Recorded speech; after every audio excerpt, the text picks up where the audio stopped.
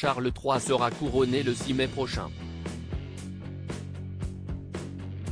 Alors qu'il s'apprête à prêter serment, le nouveau monarque se penche sur un nouveau projet, la rédaction d'un manuscrit en collaboration avec l'écrivain Tony Juniper, dont la thématique liée aux enjeux climatiques s'adresse à un jeune lectorat. Le couronnement de Charles III est imminent.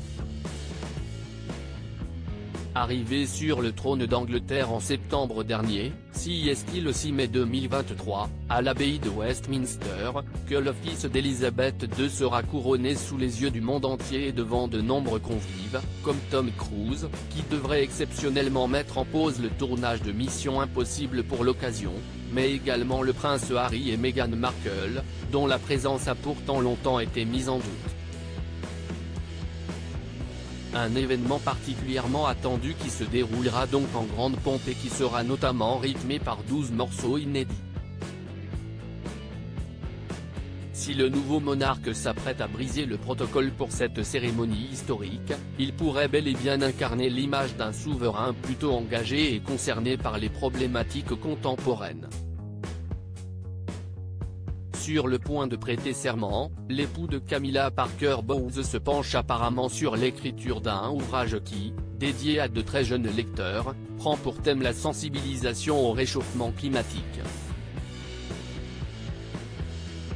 Un ouvrage engagé CIST avec le naturaliste britannique et écrivain Tony Juniper, que le souverain co-signe ce manuscrit, dont la parution est prévue pour début mars, selon les informations rapportées par France Info.